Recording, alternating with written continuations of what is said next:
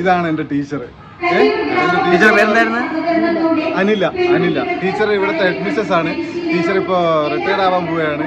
അപ്പോൾ ടീച്ചറാണ് എന്നെ വിളിക്കുന്നത്. ടീച്ചർ വിളിച്ച് തിരക്കുണ്ടെങ്കിലും തിരക്കില്ലെങ്കിലും എത്തണമെന്ന് പറഞ്ഞു. ഞാൻ പറഞ്ഞു എന്ത് തിരക്കുണ്ടായിരുന്നാലും ഞാൻ മാറ്റി വെച്ച് വരും. കാരണം ഇത് ടീച്ചറല്ല, അമ്മയാണ്. 1ാം ക്ലാസ് മുതൽ അതെ 5ാം ക്ലാസ് പഠിക്കുന്ന സമയത്ത് എങ്ങനെയായിരുന്നു? അത് അഭിനയമായിട്ടൊക്കെ ടച്ച് ഉണ്ടായിരുന്നു അന്ന്? ഇല്ല ടീച്ചറെ, അന്നത്തെ ഇതൊന്നും അങ്ങനെയൊന്നും അല്ല. അന്നത്തെ പിള്ളേരായിരുന്നു ടീച്ചർ ഇപ്പോഴും പറയും. നല്ല പിള്ളേരെന്ന് അല്ല ടീച്ചറെ? അതെ. അപ്പോൾ ടീച്ചർ ഉള്ളപ്പോൾ തന്നെ എനിക്കിവിടെ വരാൻ പറ്റി. ടീച്ചറിൻ്റെ റിട്ടയർമെൻറ്റും കൂടെയാണ്.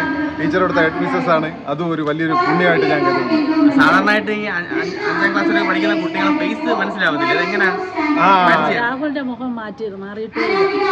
ടീച്ചർ പറയുന്നത് എങ്ങനെയാണ്? മുഖം മാറിയിട്ടില്ല, അതുപോലെ തന്നെയാണ്. അതല്ല ടീച്ചർ അതുപോലെ തന്നെ. ടീച്ചർ കുറച്ച് വണ്ണിച്ചു എന്നുള്ളേ ഉള്ളൂ. അതുപോലെ തന്നെ, വേറെ ഒരു മാറ്റം. ഇടയ്ക്കിടയ്ക്ക് കാണുന്നില്ല, അതുകൊണ്ടാണ്. ഇല്ല നമ്മളെ കാണാറേ ഇല്ല. സത്യം 25 വർഷത്തിന് ശേഷം കാണുകയാണ്. 25 വർഷത്തിന് ശേഷം കാണുകയാണ്. അതെ. എനിക്ക് ഇവിടെ 3 ടീച്ചറുടെ പേരും 3 ടീച്ചറിന്റെ ഫേസേ മുഖത്തുള്ളൂ. അതിലൊന്ന് നല്ല ടീച്ചർ, പിന്നെ രാധ ടീച്ചർ മരിച്ചുപോയി, പിന്നെ സീത ടീച്ചർ. ഇത്രയും പേരാണ് എൻ്റെ മനസ്സിലുള്ള ടീച്ചേഴ്സ്. 25 വർഷം ശേഷം കാണുകയാണല്ലേ?